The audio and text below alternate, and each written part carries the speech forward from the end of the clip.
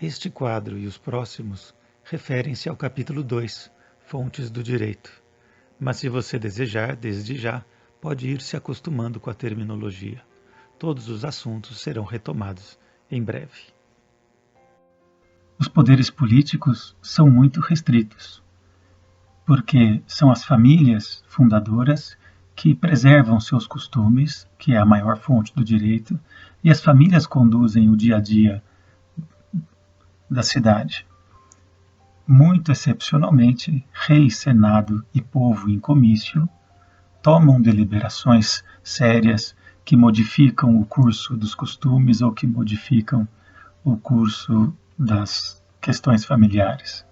De qualquer maneira, o rei, ali escolhido, foram 7 os reis de Roma, tinha como papel fundamental a chefia da ordem religiosa, ele é um pontífice máximo, a condução dos exércitos, a proteção da cidade e, eventualmente, a administração das coisas mais importantes da cidade. Mas é uma cidadezinha pequena, sem muita importância, no concerto de diversas outras cidades na região do Lácio. O Senado, igualmente, tendo os seus membros escolhidos entre os principais de cada família, mais velhos, daí a palavra Senado, que vem de velho, de senex em latim, que quer dizer velho, se reúne também, eventualmente, para decidir as grandes questões e raras questões, como questões relativas à guerra, como questões relativas à escolha do próximo rei. E, finalmente, também rara, é a presença do povo em comício para uma grande deliberação. Rei, Senado e povo em comício são 3 poderes políticos que juntos precisam se unir para modificar eventuais costumes. Essa alteração de costumes se dá por meio da lei. A lei é proposta pelo rei ao povo. O povo vota e esse povo, depois de votar, tem a sua deliberação apreciada pelo Senado. O Senado goza da auctoritas, goza da autoridade, vai aumentar a vontade popular, aprovando ou não aprovando aquela deliberação proposta pelo rei. Um período da história muito primitivo. Pouco sabemos, na verdade, sobre a história de Roma no período da realeza. O pouco que sabemos vem por historiadores que escrevem a história de Roma muitos séculos depois. Mas, de qualquer maneira, Roma não é muito diferente dos povos pré-romanos. Ou seja, é um povo regido principalmente por costumes e não por leis. Leis aparecem como exceção, são excepcionais nesse período. O povo praticamente é regido pelos costumes familiares, pelos costumes dos antepassados. Não há necessidade de fazer grandes comícios ou grandes acordos sociais. Ao contrário, espontaneamente, segundo a natureza e de forma muito legítima, o costume nada mais é do que aquele tácito consentimento de todos do povo, unanimemente, sobre o que fazer. Esse é um período em que a família representa o maior poder. O poder familiar e a constituição das famílias resolvem os problemas do dia a dia. Eu não preciso de um Estado, de uma polis organizada para dizer o que eu tenho que fazer e o que eu não tenho que fazer. São os costumes que conduzem as sociedades. Mas, excepcionalmente, essas famílias reunidas em torno de um rei para maior proteção, em torno de um rei para aumentar a organização religiosa e a invocação dos deuses que protegem o território comum às famílias, faz que também o rei possa eventualmente sugerir a alteração de algum costume. Mas essa alteração dos costumes deve ser precedida de muita cautela. Os povos regidos por costumes são muito ciosos dos seus direitos e da sua religiosidade. Então, se eventualmente alguma norma nova for aparecer, ela se chamará lei, lex, e a lei também é um acordo popular. O costume é um acordo tácito, é um consentimento unânime de todos. Quanto mais velho é o costume, mais forte ele é. Já a lei é provocada. Alguém tem uma ideia em razão de alguma nova necessidade, provavelmente com o desenvolvimento das cidades vão surgindo questões que não têm como serem solucionadas por costumes, questões comuns como um conflito de mercado, um conflito de vizinhos, uma rua cheia que gera acidentes, e então é necessário introduzir novas normas aos costumes. E essas normas, ainda nesse período primitivo da realeza, são, como eu disse, muito excepcionais. E precisa da participação das 3 instâncias políticas. Não basta o rei baixar uma norma, ele não tem esse poder. Ele precisa pedir permissão àquele que é detentor de todos os poderes, que é a família, que é o populus, o povo. Por isso, a lei aparece como uma norma excepcional, solicitada pelo rei e aprovada pelo povo em algum comício. Como são organizados esses comícios é uma história que não interessa nesse momento, mas há muitas formas de o povo romano se reunir. Esse povo primitivo, de uma cidadezinha pequena, estamos falando de alguns poucos habitantes, talvez uns 3, 4 mil na origem, ao final da realeza serão aproximadamente 50 mil habitantes, provavelmente, segundo algumas estatísticas de arqueólogos e historiadores. E essas poucas normas aprovadas com o nome de lei, depois de aprovadas na Assembleia Popular, ainda não estão em vigor. Devem ser aprovadas também por aqueles que representam as famílias originais da cidade, aqueles que representam a idade mais velha, a sabedoria dos mais velhos, aqueles que representam o Senado patrício. Então, em Roma da realeza, mais de 90% das normas jurídicas são costumeiras e, excepcionalmente, temos alguma alteração de costume por meio da participação dos 3 entes políticos. O rei propõe, o povo aprova e o Senado, com a sua autoridade decorrente da sua velhice, acaba por também aprovar.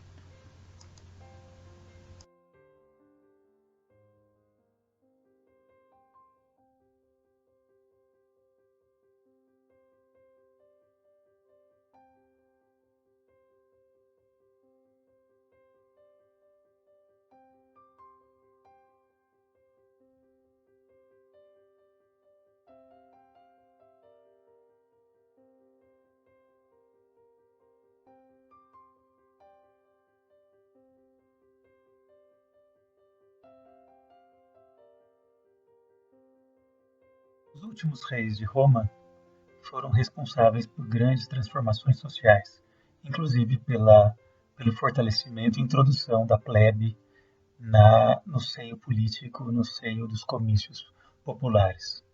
Todavia, os mesmos reis que favoreceram a plebe foram reis também que acabaram por obter um poder um pouco mais forte do que o esperado pela Constituição da realeza e acabaram se tornando grandes tiranos ou encaminhando-se para uma tirania, de modo que tanto patrícios como plebeus acabaram por fazer um grande pacto, um pacto para expulsar a família dos Tarquínios, uma família etrusca que dominava Roma e que detinha grande parte da fortuna de Roma e levava Roma à guerra, muitas vezes com prejuízo ao próprio povo. Entenda-se povo, tanto o patrício quanto o plebeu. E desse pacto entre patrícios e plebeus são aqueles que chegaram depois na cidade, são livres, são cidadãos romanos, pagam impostos, moram em Roma, mas não têm a mesma cultura patrícia e não têm as mesmas terras dos patrícios. E esse pacto entre as famílias antigas e as novas famílias plebeias, expulsando o último rei, Tarquínio o Soberbo, acabou por levar a uma nova constituição política, que se chama República. Esse é o grande modelo que serve para as repúblicas atuais. O modelo de que a realidade, é pública, isto é do povo. Sendo a realidade do povo, todos podem administrar aquilo que interessa a todos. Todos podem administrar os impostos, administrar o recenseamento da população para saber quem vota ou quem não vota. Todos podem decidir onde abrir ruas, todos devem decidir juntos como conduzir a guerra. E a consequência natural do conceito de república é que, sendo tudo também afeito a todos, todos podem administrar. Porque a realidade, a res, é pública. Mas essa administração não é possível senão por meio de eleições. Então, onde houver república, necessariamente haverá sufrágio, haverá eleição, haverá escolha de pessoas que vão levar a vontade popular à administração. E essa República Romana é criada por meio de magistraturas. A palavra magistratus, uma pessoa de estrado maior, é relativa aos poderes republicanos, aos poderes de autoridades que recebem do povo o poder para administrar alguma coisa. E o primeiro grande magistrado romano, criado logo na fundação da República, é, em substituição ao rei, o cônsul. E uma novidade, todas as magistraturas romanas são colegiadas, ou seja, o romano não elege apenas um substituto para o rei, mas ao contrário, elege 2 cônsules que chefiarão e conduzirão a administração da cidade. Enquanto a cidade é pequena, eles dão conta de tudo. Esses 2 cônsules podem até eventualmente terem pensamentos opostos, e como é um colegiado, um tem direito de veto sobre o outro, mais ou menos como num condomínio. Até hoje, 2 ou mais pessoas, quando querem deliberar sobre o que fazer num imóvel em condomínio, têm que respeitar o direito de veto que todos têm. E nesse sistema político bastante equilibrado, portanto, porque as magistraturas são colegiadas, os cargos são também muito renováveis. Os cargos romanos duram pouco. Em geral, as magistraturas são de apenas 1 ano. São vários os magistrados. Os mais famosos aparecem numa tabelinha a seguir: o cônsul, o censor, o questor, o pretor, o tribuno, o edil, e assim outras magistraturas. Quanto mais a cidade vai crescendo e a república vai conhecer um boom populacional, que vai de uma cidadezinha pequena de aproximadamente 50 mil habitantes no começo da república, para, ao final da república, em 27 a.C., só a cidade de Roma contar com mais de 1 milhão de habitantes. Então, esta magistratura, consulado, os 2 cônsules, claro que não vão ser suficientes. Quanto mais progressivamente a cidade cresce, mais magistrados e funcionários públicos vão sendo eleitos ou escolhidos pelos eleitos para administrar a república. Então, é uma gama complexa que vai nascendo de magistrados, cada um com os seus respectivos poderes. Todos os cargos públicos são desdobrados do cargo de cônsul.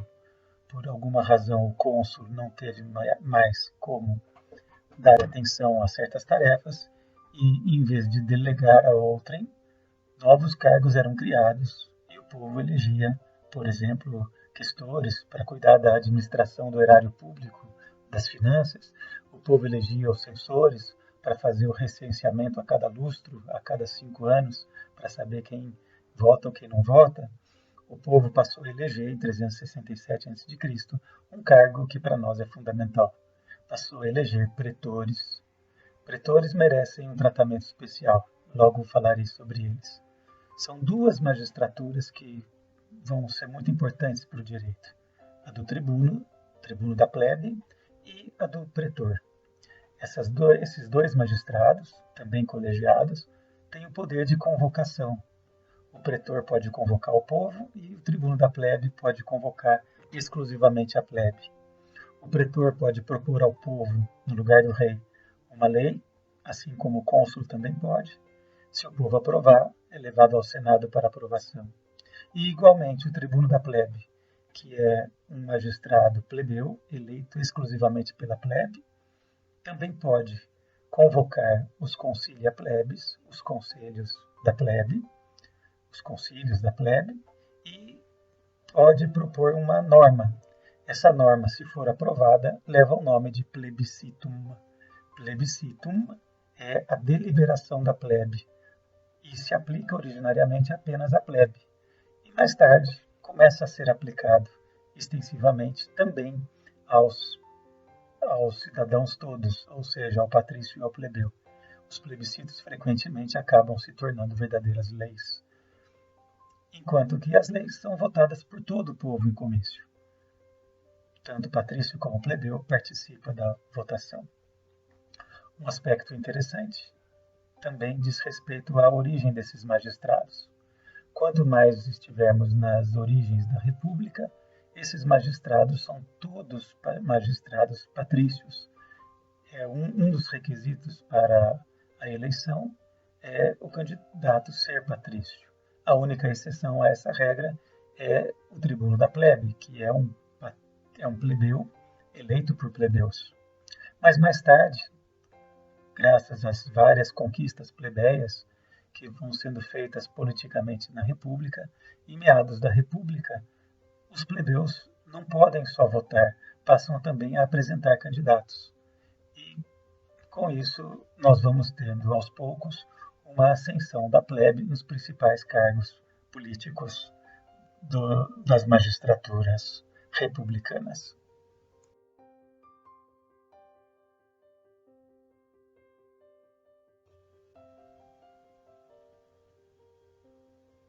Aqui nesta lista apresentamos os principais cargos eletivos da Roma republicana, além dos 2 cônsules, que originariamente substituíram os reis e passaram a administrar todos os aspectos da vida administrativa e dos exércitos. Também surge o questor, os questores, na verdade, porque são colegiados, responsáveis pela administração financeira. Um cargo interessantíssimo que vai ganhar grande consequência no mundo moderno, que é o cargo de ditador, palavra que acabou ganhando vários significados opostos, alguns pejorativos, outros positivos. Ditadores eram eleitos em Roma toda vez em que a República entrava em alguma crise, uma grande crise na vida política ou na vida administrativa ou nas guerras, fazia que os romanos suspendessem aquela república complexa, cheia de eleições, suspendessem os cargos administrativos e, para resolver a crise, nomeava um dictator. Esse dictator era eleito para ficar durante 6 meses. Essa ideia de que toda república precisa ter uma válvula de escape para os momentos mais difíceis é íncito do conceito de república. Não é possível pensar numa república que não tenha esses mecanismos de eventualmente suspender a democracia, ou suspender a eleição, ou suspender os cargos públicos para que toda a sociedade concentre-se na solução de um problema emergencial. Por isso a figura do ditador é uma figura de salvação da república num estado de necessidade. Todas as constituições prevêem, de alguma forma, o estado de sítio, o estado de calamidade pública, como esse que se passa, por exemplo, no período de pandemia. Mas é uma construção que foi sendo muito modificada ao longo da história. E como alguns maus exemplos de ditadores acabaram ficando famosos na história, a palavra ditadura acabou ganhando um significado de tirania. E tecnicamente não é isso. Ditadura não é tirania. Ditadura é uma solução republicana para os momentos de crise, em que são suspensas as outras magistraturas para se concentrar e unificar as decisões. Veja, por exemplo, que no mundo latino-americano tivemos grandes exemplos de, entre aspas, boas e más ditaduras do ponto de vista conceitual.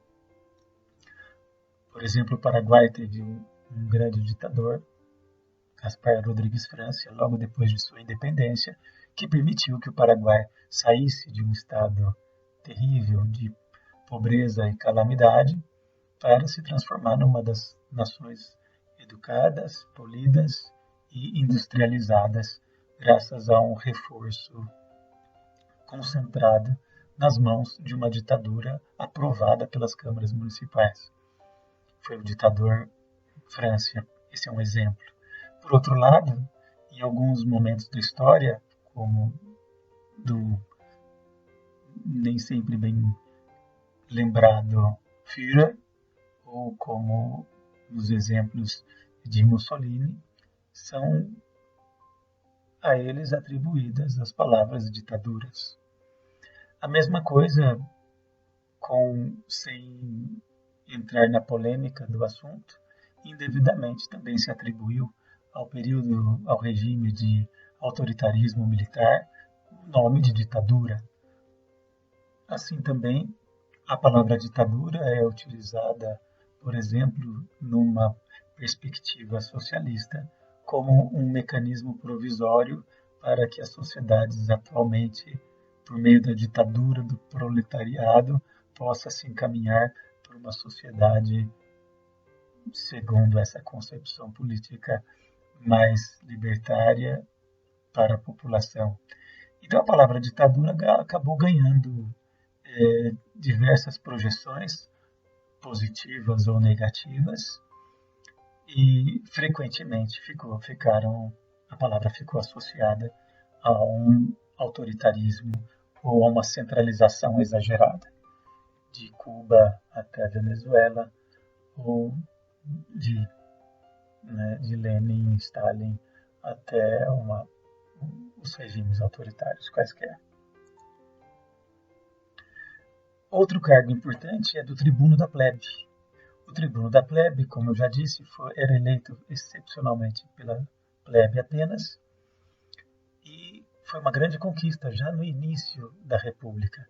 Em 494 a.C., houve uma grande revolta popular da plebe contra as execuções dos devedores.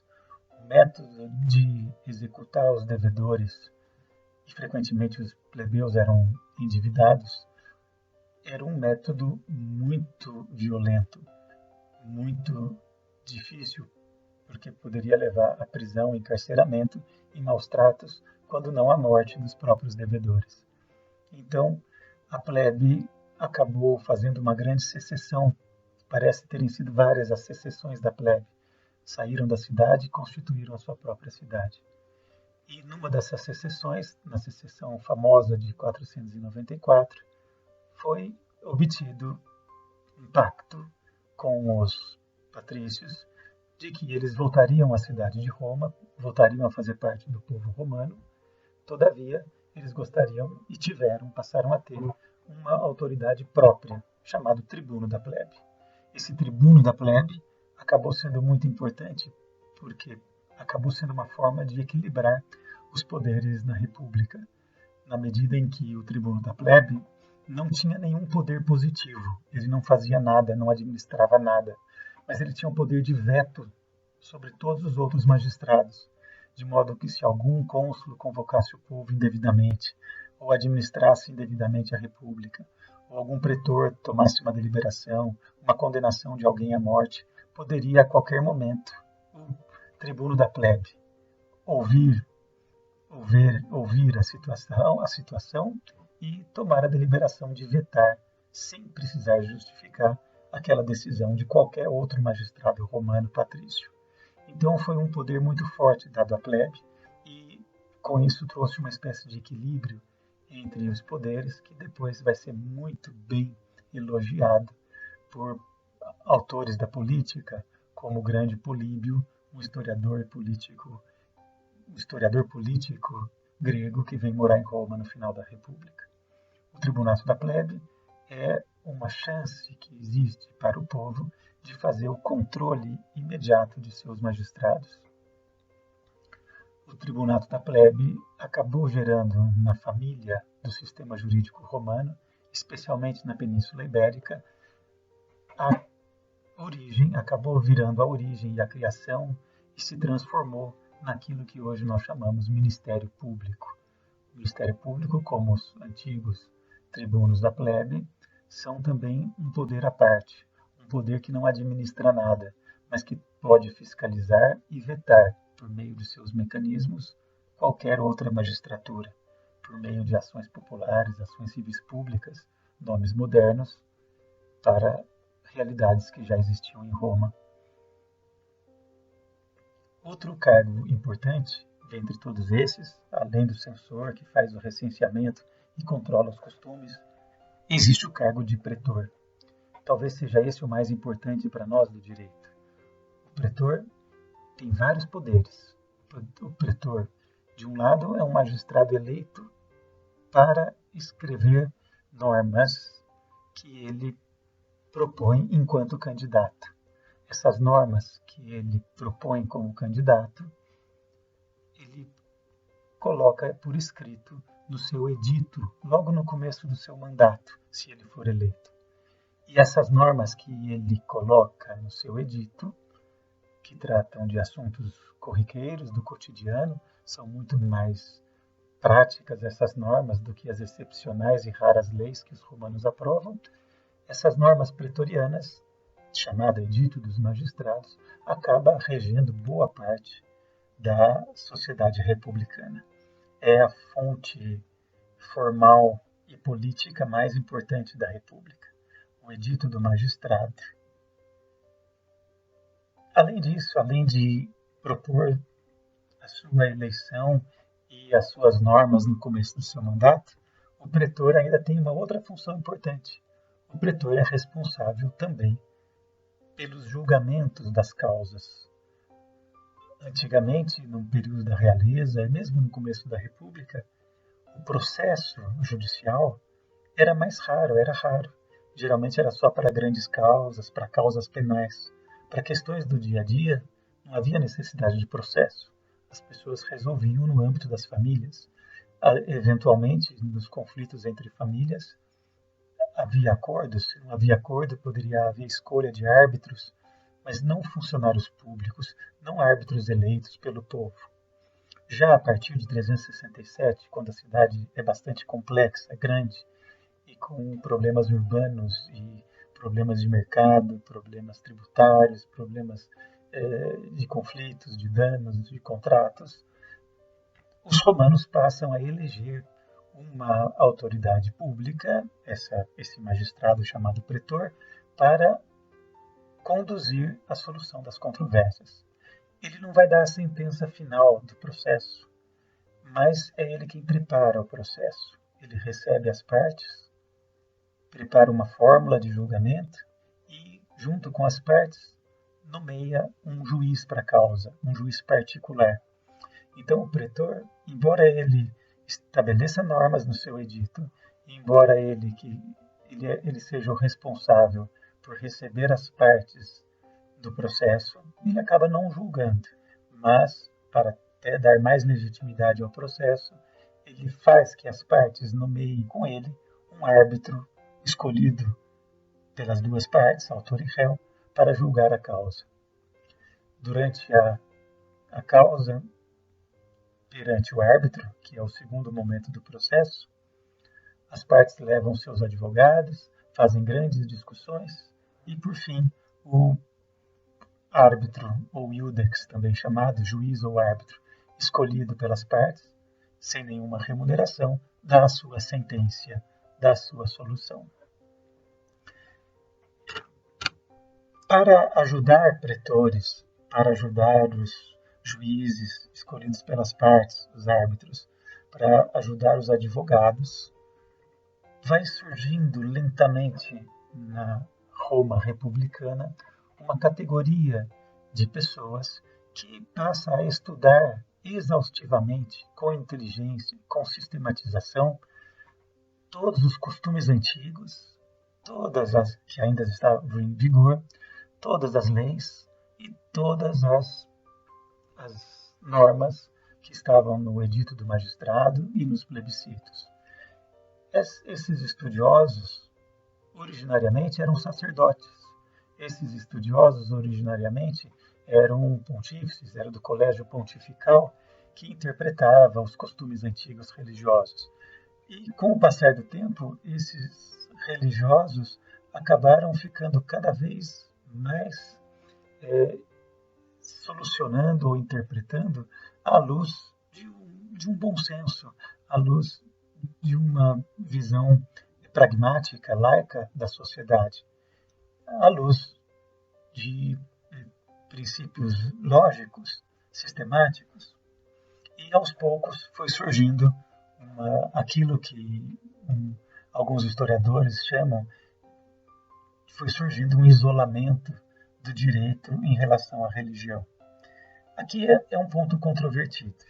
Muitos autores demonstram que, apesar de o direito ter ficado cada vez menos impregnado de religiosidade nas questões do dia a dia, ele nunca deixou de sê-lo, e os juristas foram sempre considerados sacerdotes do direito, como, aliás, são chamados ainda no Baixo Império, muitos séculos depois, por Ulpiano, quando chama os juristas de sacerdotes. A jurisprudência será, portanto, uma nova fonte do direito. Uma fonte que outrora era produzida pelos sacerdotes e que, em meados da República, principalmente depois de 150 a.C., depois da conquista da Grécia, da conquista da lógica, da ciência da sistematização, da retórica, depois dessas inserções culturais gregas, os romanos passam a estudar as leis por um viés mais autônomo, dando origem às grandes obras dos juristas romanos, que eram convidados a dar pareceres, a dar opiniões para juízes, para advogados, para magistrados, e com isso acabaram ganhando, pela sua notoriedade e pela sua eficiência científica, acabaram ganhando grande projeção no direito. Pode-se dizer, sem medo, que na República as duas principais fontes do direito foram o edito do magistrado e, principalmente, a jurisprudência, a ciência do direito.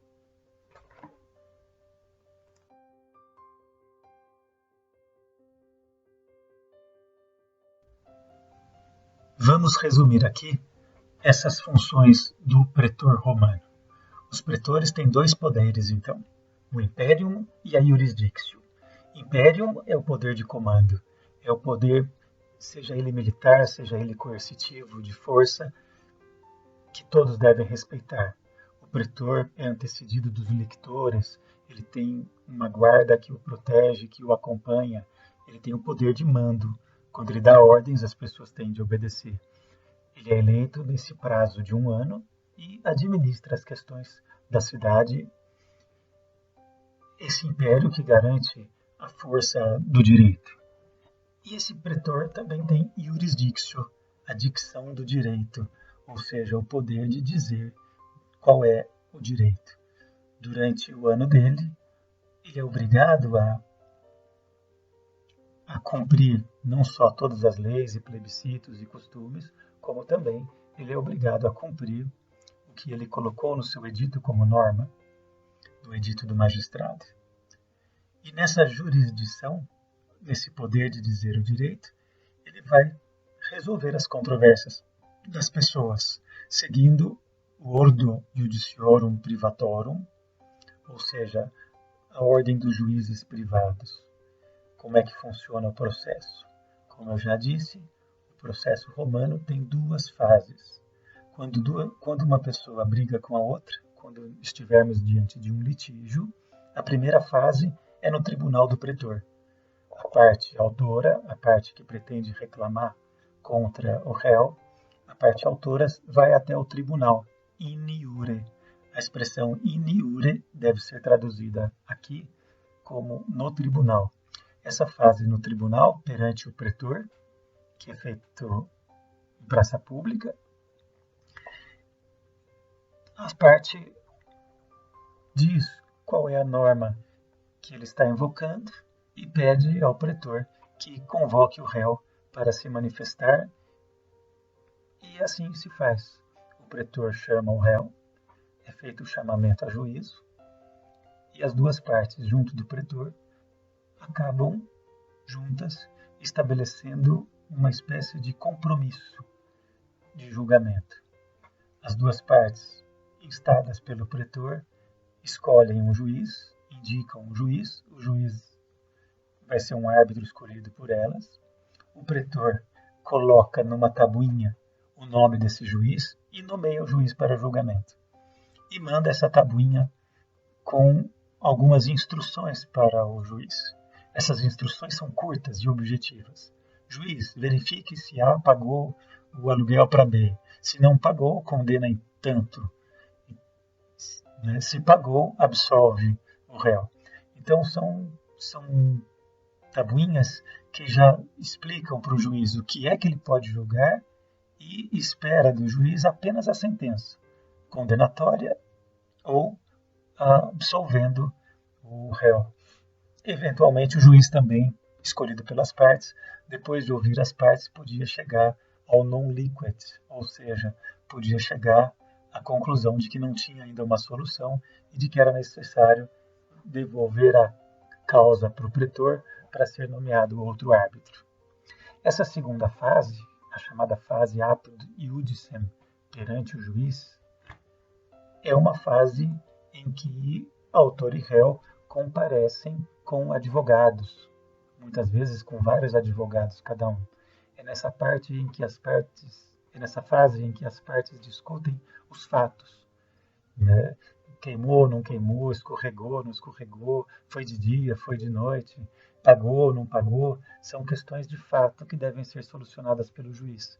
Depois de resolvidas as questões de fato, o juiz escolhe se aplica a condenação prevista na fórmula dada pelo pretor ou a absolvição contida também na fórmula do pretor. Então, muito interessante, porque num processo romano não se deve misturar o julgamento de direito com o julgamento de fato. O pretor é responsável pelo julgamento de direito, ou seja, ele ouve as partes e verifica qual norma de plebiscito, de lei, de costume ou do próprio edito que deve ser aplicada ou não deve ser aplicada. Ele faz o julgamento de direito, aceita a ação e encaminha para o juiz. E o juiz vai verificar se os fatos ocorreram ou não ocorreram, e se ocorreram, ele condena ou absolve de acordo com o julgamento prévio já elaborado na fórmula dada pelo pretor.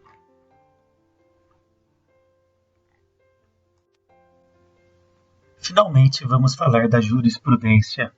Essa é uma palavrinha que também ganhou muitos sentidos ao longo do tempo.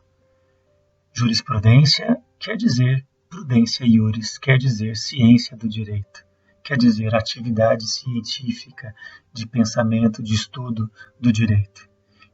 No sistema jurídico romano, desde Roma até hoje, a jurisprudência, com esse sentido de ciência do direito, é a fonte do direito mais prolixa, é a fonte do direito mais desenvolvida.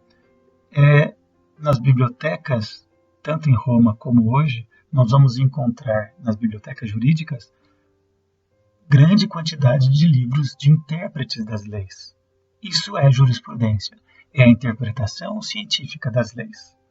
Depois, a palavra jurisprudência ganhou outros sentidos, como hoje, quando um advogado fala em jurisprudência, ele está se referindo às decisões costumeiras dos tribunais superiores do Brasil.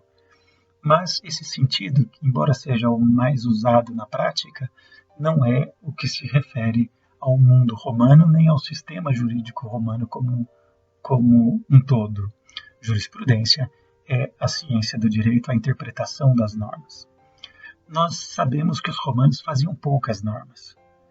Os costumes são reduzidos do ponto de vista de transformá-los em costumes escritos. As leis são poucas em Roma e não são muito importantes, acabam tendo pouca importância na construção do direito, especialmente do direito privado romano. O Edito do Magistrado é bastante importante, mas ele não passa de um livro. O Edito do Magistrado, com o passar dos séculos, ele vai aumentando quase que algumas linhas por ano, de modo que depois de 200 anos vai ser um livro de 150 páginas, não mais do que isso. Então, onde é que está o direito romano?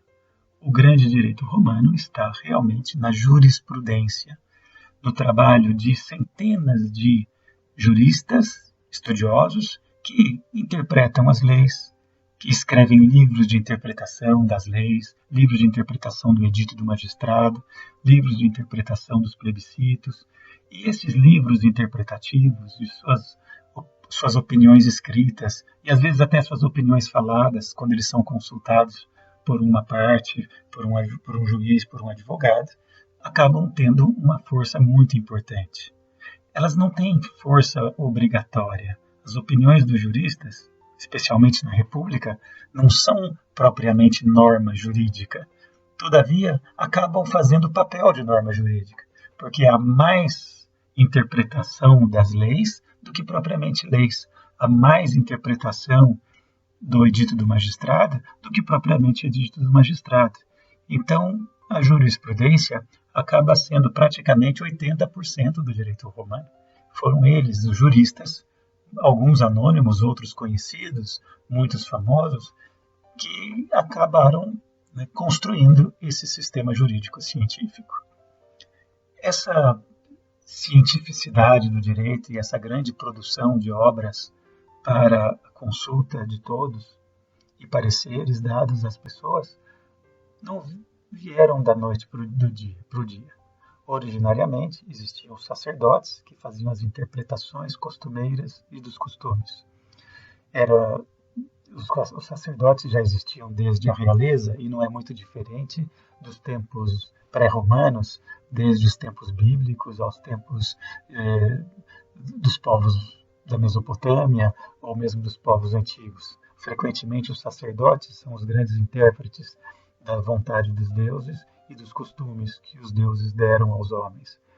Mas essa fase esotérica, fechada, em que o pontífice, sempre um patrício, segura e restringe os seus livros interpretativos num esoterismo, acabou passando, porque a República Romana, tornando-se o que ela foi, ou seja, Roma tornou-se uma grande cidade, e uma grande cidade que recebia e misturava-se aos costumes dos outros povos e que acabou se transformando numa sociedade enorme, itálica, e posteriormente com inúmeras províncias, com cidades federadas.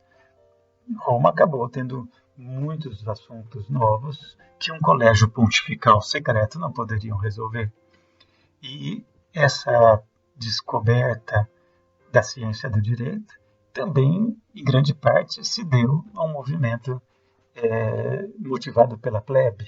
A plebe romana, que não podia ser pontífice, que não podia constituir pontífices, acabou pressionando para que os pontífices liberassem a leitura dos livros pontificais e, posteriormente, até vamos ter alguns pontífices plebeus que vão mostrar para o povo aquilo que era secreto e abandonar as interpretações restritivas e fazer cada vez mais interpretações de acordo com a utilidade pública, de acordo com a utilidade social, de acordo com a utilidade do próprio desenvolvimento da República Romana. E é assim que vai surgindo agora, não mais pontífices propriamente, mas juristas, estudiosos, que vão cada vez mais interpretar, escrever livros complexos de explicação das leis, dos antigos costumes e principalmente agora do Edito do Magistrado. Foram muitos os juristas famosos na República, embora nenhum praticamente livro desses juristas da República tenha chegado até nós. Os juristas vão ganhar um papel ainda mais importante e as suas obras serão mais preservadas especialmente na próxima fase, que é a fase do Alto Império, a fase do Principado. O que interessa para nós aqui é distinguir que na República nós podemos ver 3 fases da construção da jurisprudência. Uma fase inicial, que veio da realeza, em que a jurisprudência era toda pontifical, fechada. Posteriormente, há um período por volta de 300 a.C., que por pressão da plebe faz que os juristas passem a interpretar a céu aberto, passem a interpretar o direito na frente de todos, e com isso começam a surgir juristas que se preocupam mais com os valores republicanos do que propriamente com a manutenção dos velhos costumes patrícios religiosos da realeza. Uma importante consideração. Os juristas também interpretaram muito a Lei das 12 Tábuas. E o que é a Lei das 12 Tábuas? A Lei das 12 Tábuas foi uma grande exceção na história da legislação romana.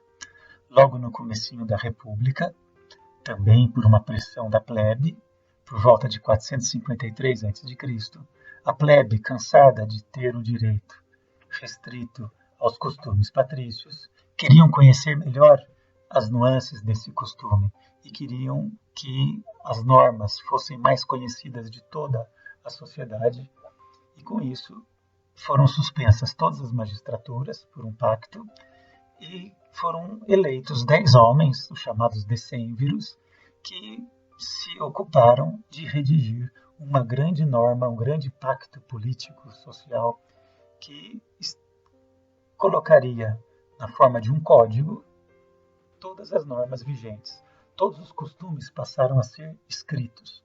Então, é um momento da República em que o costume deixa de ser propriamente costume, na medida em que já não gozava mais da unanimidade de toda a sociedade e que, por pressão plebeia, acabou sendo transformado em costumes escritos e aprovados com o nome de a Lei das 12 Tábuas.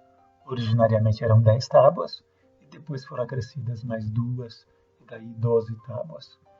É um direito bastante primitivo, direito pré-clássico, com todas aquelas características já conhecidas: falta de sistematização, religiosidade excessiva, penas severas, processo rígido. Mas essa lei foi importante porque foi por meio dessa lei das 12 tábuas em que a plebe obteve uma maior autonomia e em que os pontífices passaram a ter também um texto para interpretar mais claro.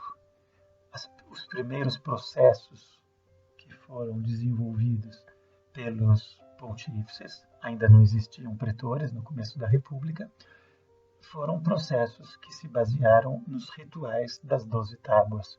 Por isso que o primeiro período processual de Roma foi conhecido como o período das ações da lei das 12 tábuas. Ou seja, o processo civil romano se desenvolvia na frente do sacerdote e depois as partes escolhiam um árbitro. Mais tarde, quando foram criados os pretores, os pontífices deixaram de conduzir o processo e os pretores eleitos pelo povo passaram a conduzir o processo e passaram a fazer o julgamento de direito, entregando o julgamento de fato aos árbitros escolhidos pelas partes. Finalmente, em relação à jurisprudência, se os pontífices deixaram de fazer o seu papel no processo, eles continuaram ainda por um tempo interpretando as leis. Mas também esse trabalho de interpretação das leis acabou ficando esvaziado dos pontífices e passado para os juristas leigos, para pessoas que dedicassem ao estudo, pessoas que se interessavam pelos estudos, como vocês estudantes, como nós professores, e passaram a escrever obras organizadas, sistematizadas. Os primeiros juristas que fundaram o direito civil romano segundo diz o Digesto, foram Múcio, Bruto e Manilius. Esses três autores escreveram os primeiros grandes livros de interpretação do direito sem serem pontífices. Igualmente, Quinto Múcio foi o primeiro que escreveu um verdadeiro tratado em 18 livros, né, em que constituiu uma visão geral, genérica de todo o direito. E assim começam os grandes juristas. No Alto Império, teremos os mais conhecidos e famosos, como Ulpiano, Paulo, Javoleno, Modestino, Hermogeniano, Marciano e tantos outros que serão mencionados no Alto Império. Esse quadro recapitula o assunto do tribuno da plebe. Esse magistrado eleito pelos plebeus e que vai durar toda a República Romana. O plebeu pode escolher um magistrado que vai ter o direito de intercessio, o ius intercessionis, o direito de veto, o direito de interferir nas demais magistraturas. E também terá o ius agendi cum plebe, o poder de convocar a plebe para propor normas. Essas normas, quando forem aprovadas, chama-se plebiscito.